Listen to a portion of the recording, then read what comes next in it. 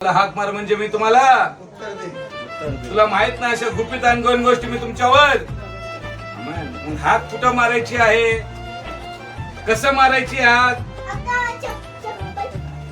कसं हाक मारणार, कुठं हाक मारणार, कुठं रविवारीच,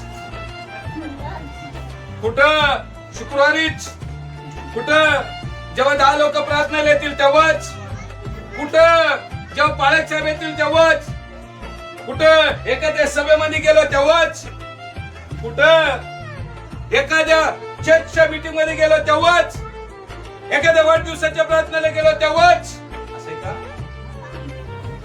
तरी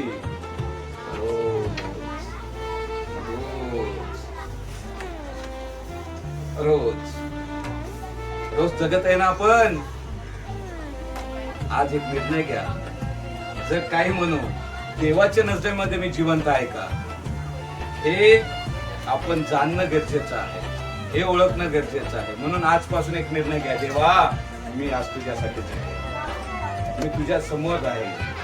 मी प्रार्थनेचा आत्मा मला दे.